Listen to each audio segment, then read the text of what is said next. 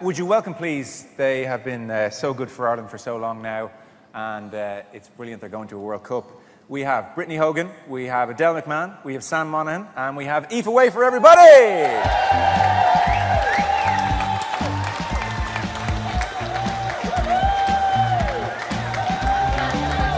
Hello. Hello. Brittany, hiya. How you doing?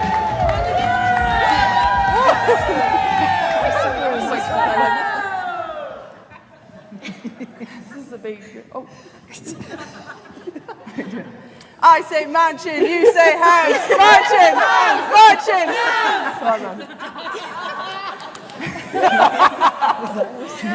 Up Energia.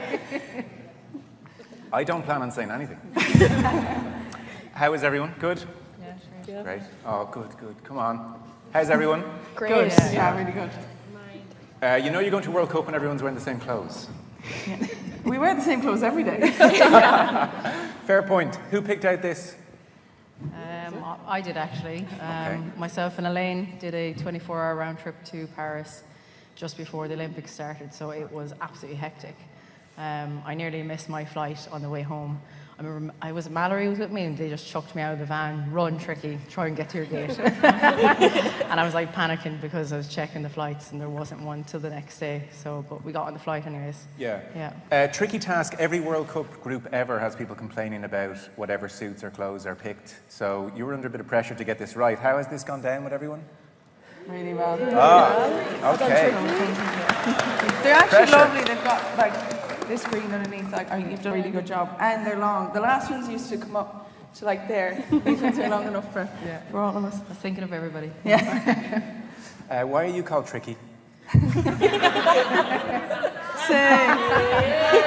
No, that could be like, I can wait until we get a few wins, maybe get a rendition at some point. But it's a name that's followed me for my rugby career the last 10 years. I was only ever known as Edel, that played in goals for Kilmahel. Glory.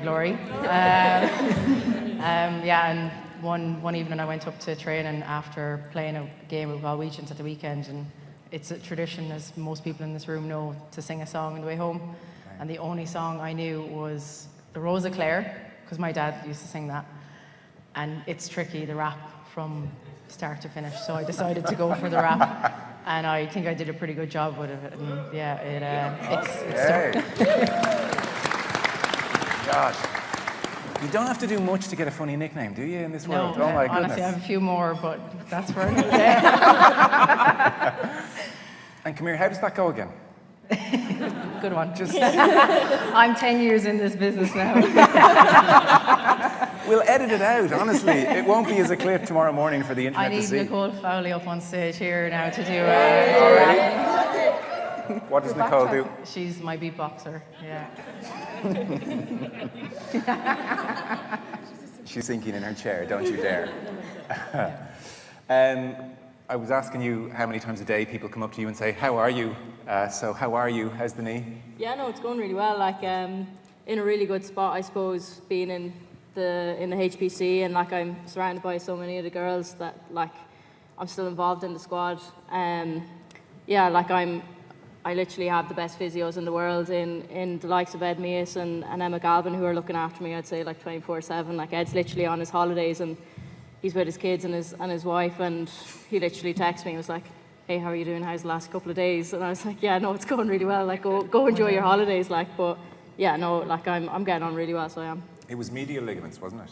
Yeah, I guess my feet weren't quick enough around the ruck when I was folding, and one of the girls had a really, really good kill on the other team, and she just came through and landed on the side of my leg. So yeah, just an unlucky one, because you fold around the ruck how many times in a game, and just that one time. But yeah. Okay, and so is it a case of you're hopeful of even 10 days time, or is it more you're circling maybe the New Zealand game, or is it TBC, or where are you?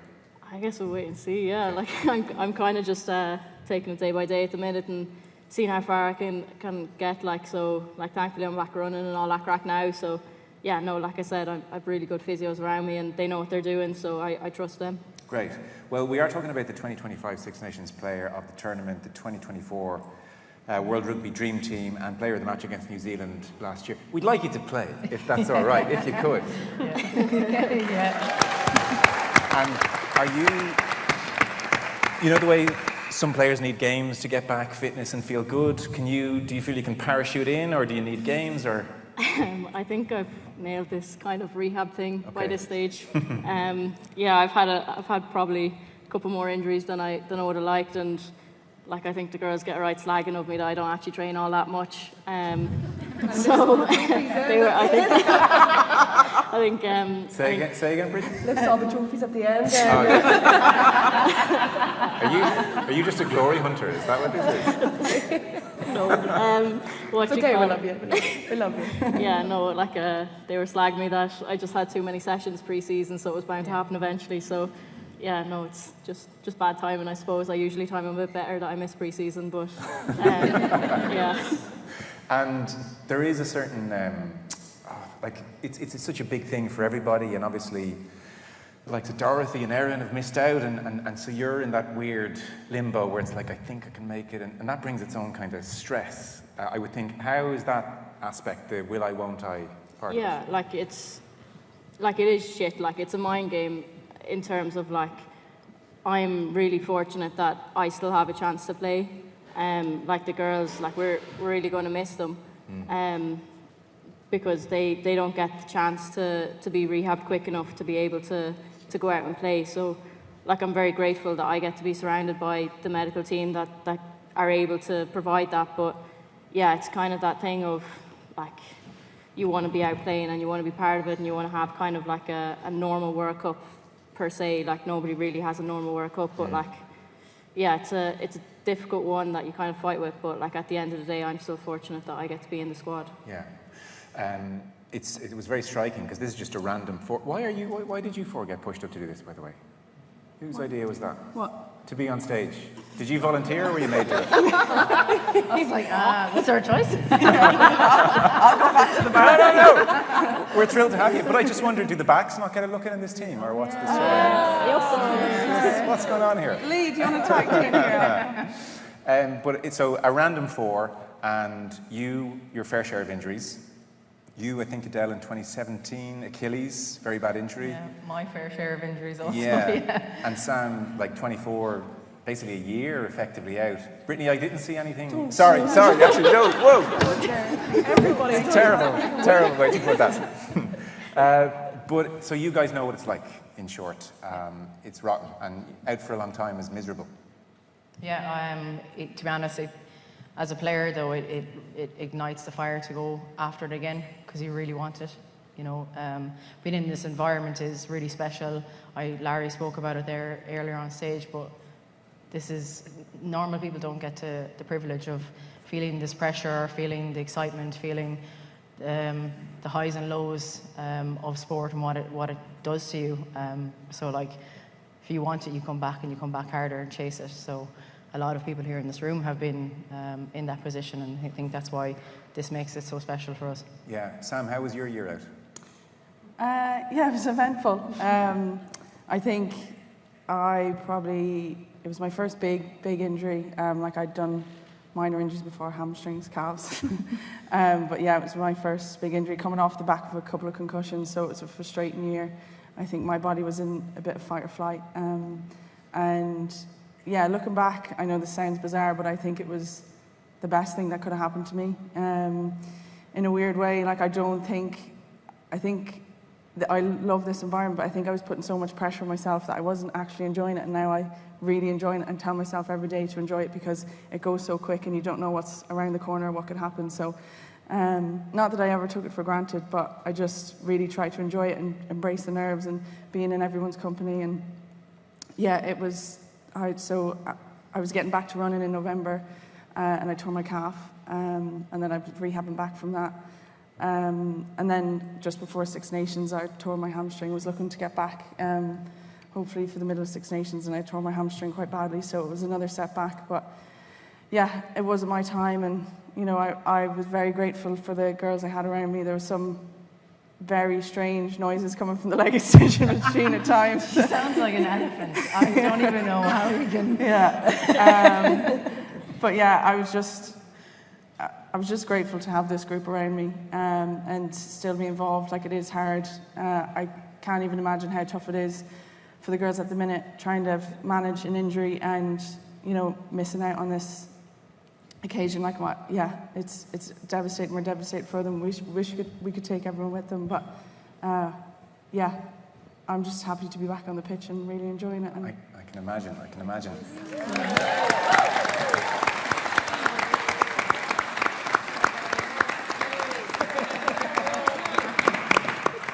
Brittany, 10 days time, and it's here. How are you feeling? Yeah, really excited, and especially like this event run by Energia. Like, it's unbelievable to have all of our friends. What a pro. Working in an Energia. Oh my goodness. Wow. We'd like to introduce the new Energia ambassador for 2025-26. I'm actually the ambassador, that's why I'm sitting here. Yeah, no, it's so exciting. It's actually really surreal.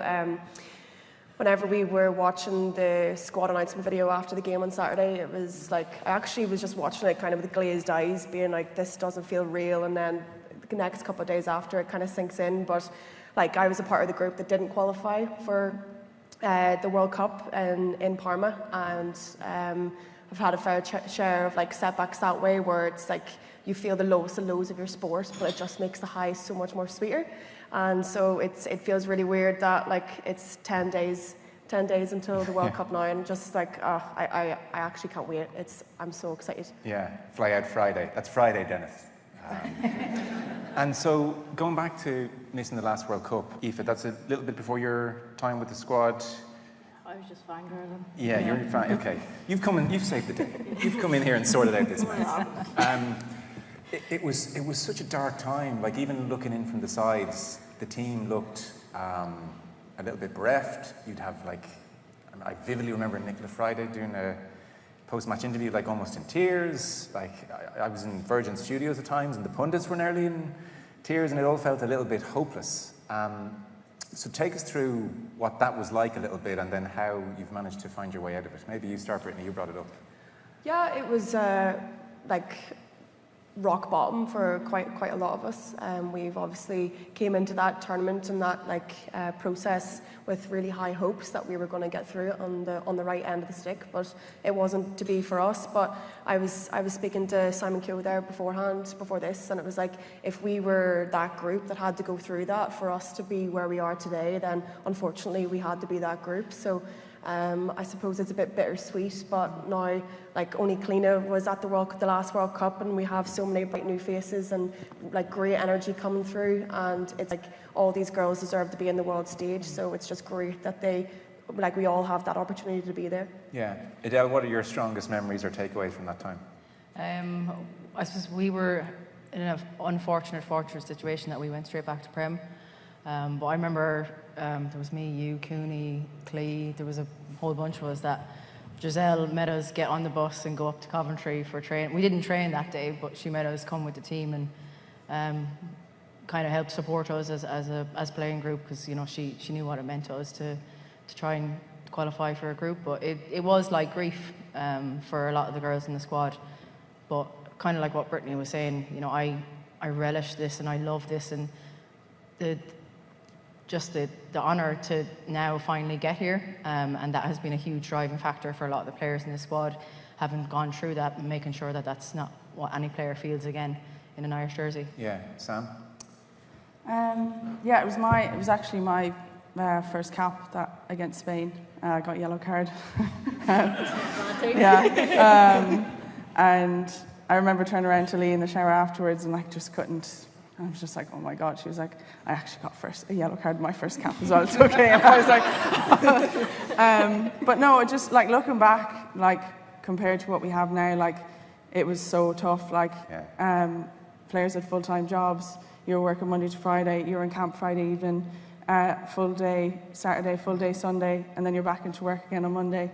Some players had kids at home, families. You know, like it was the COVID time. So when we were over there, I think our team bonded one day was to walk around a cornfield out in the middle of Parma. But we made the most of it. Like, I have to say, that group, you know, it was good, and we had a lot of challenges. But there was definitely a few pranks played, and but yeah, just it was an incredibly tough time. I think we were all on a really, I've never come out of a bubble in an international group like that, and it hit me quite hard. As in, so that I think when you're in, especially over there, because you weren't really seeing anyone and our families weren't there, like we were in a bubble, and then when we came out of it, you were kind of like, A bit lost, God, this is the real world again, you know, and you've that heartache of, you know, oh, this group have been working towards this the last 4 years, and now we're not going to New Zealand, so you just kind of feel somewhat responsible, and yeah, it was really tough.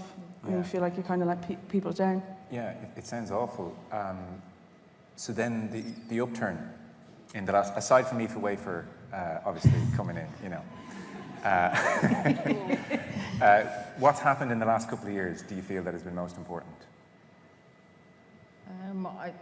First off, there was a group of people that kind of decided, I remember distinctively saying, well, right, we're going for the next one then, you know, and that was a commitment by players. But like in the last 2 years, like there's been a huge growth in our coaching staff, like our resources, what's available to us, and we'll keep pushing for that to be more, because we know where this group can go.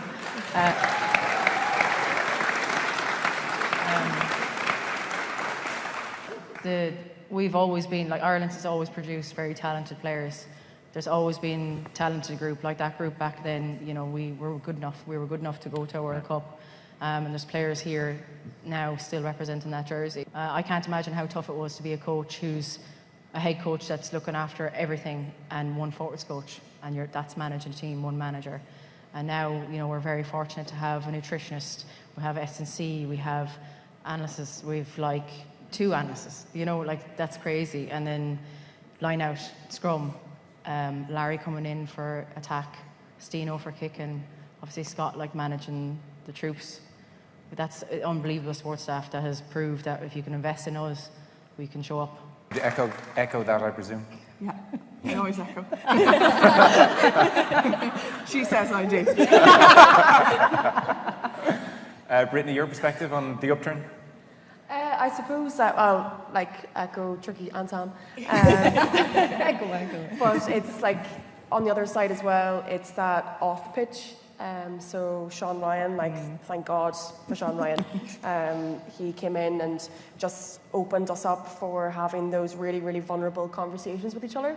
And I think that, like, we wanted to become the most connected team in the world, and that happens off the pitch as well as on the pitch. And the work that we did there, like, was honesty and, like, fueled by honesty and fueled by, like, the truth, and, like, we're striving to get better for each other. So I think that having that off the pitch connection, like, you have brutal honesty with each other and you don't take it to heart. You're striving for the greater good and the greater good of the team. So, like, marrying that with the resources of the RFU, our coaching staff, I think that's just why we've accelerated the past 2 years. Yeah.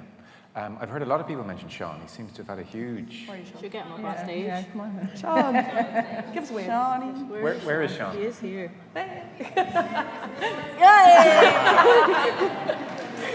Dennis has got it.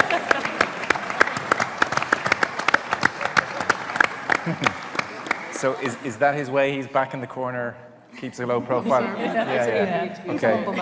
So what's an example, I know you probably don't want to betray too much maybe, but what's an example of a vulnerable conversation that the team would have had in the last year or 2 or 3 that he would have led or instigated?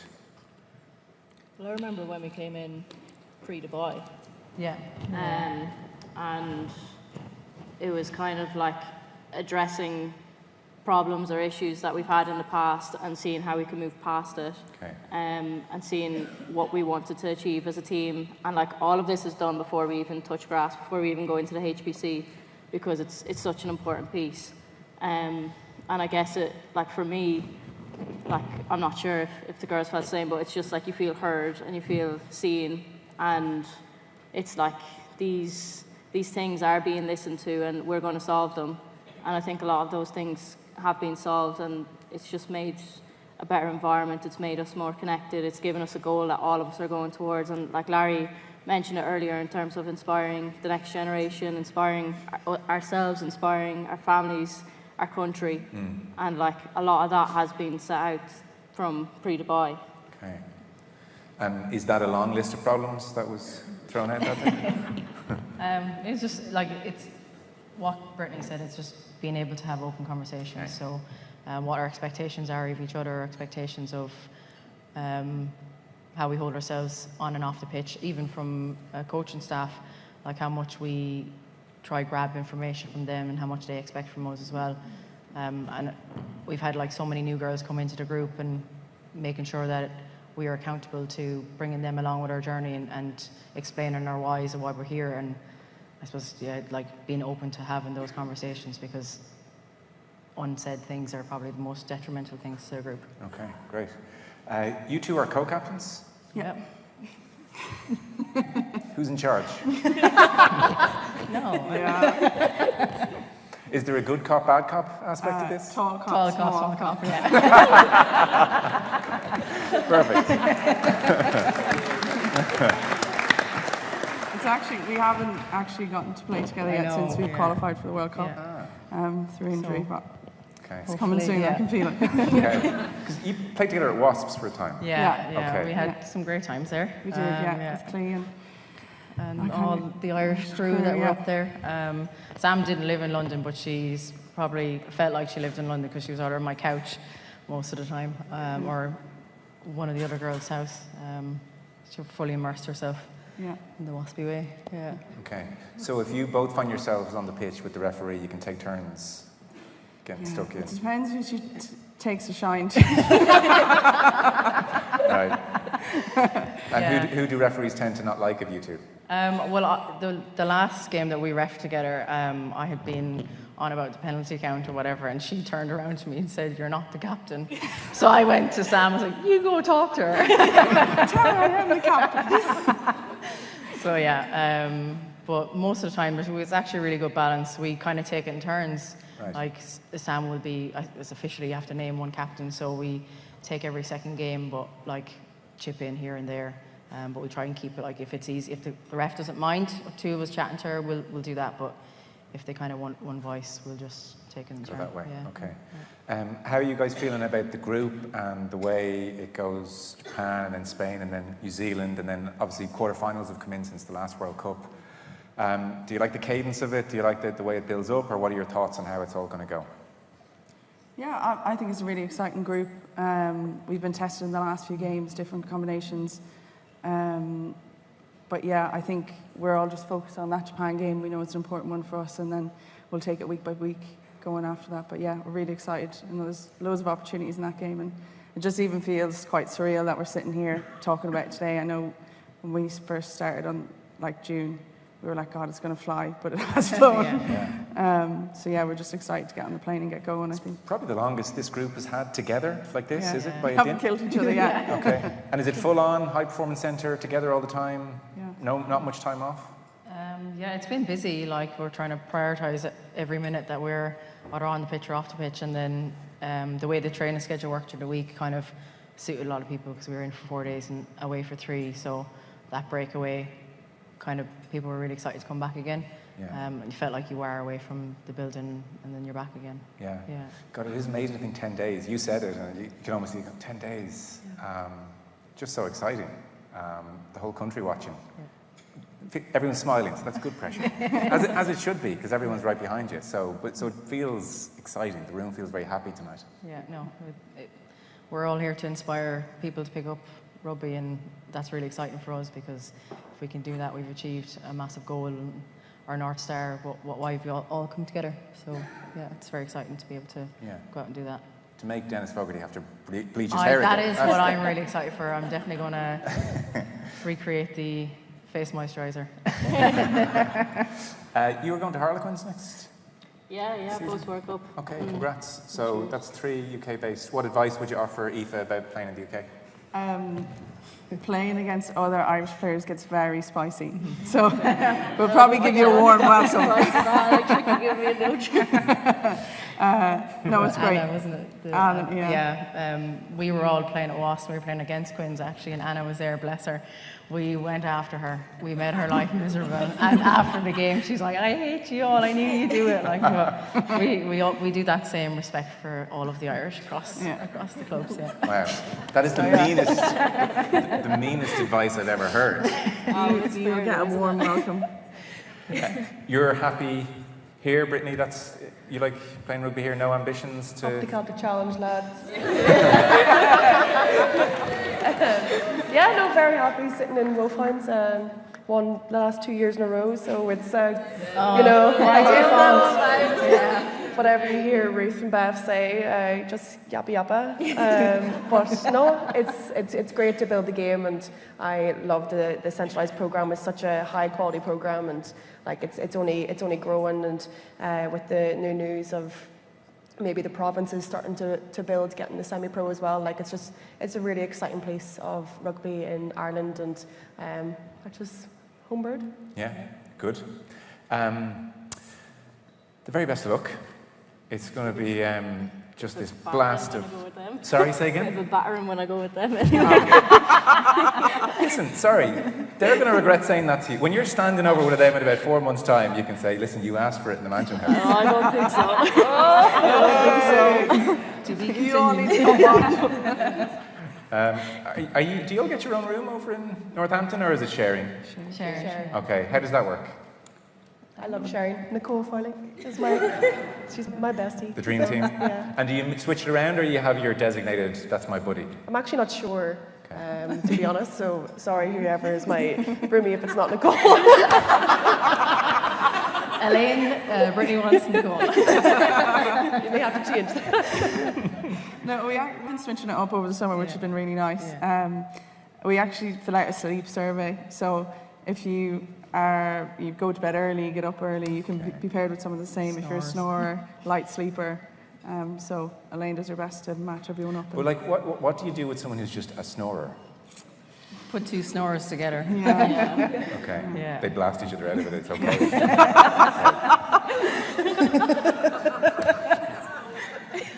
I just feel like someone's about to name names, you know? Don't do that, wouldn't be fair. Well, listen, the best of luck. It is going to be... The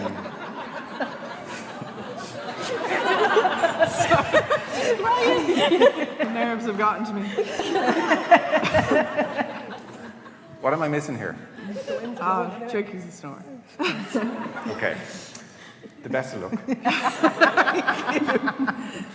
It's going to be amazing. We're going to be watching it from afar, and obviously everybody here will be there, which is great as well. So, yeah, good luck. Go well. Have a great tournament. Can we give it up for our 4 on stage? Amazing.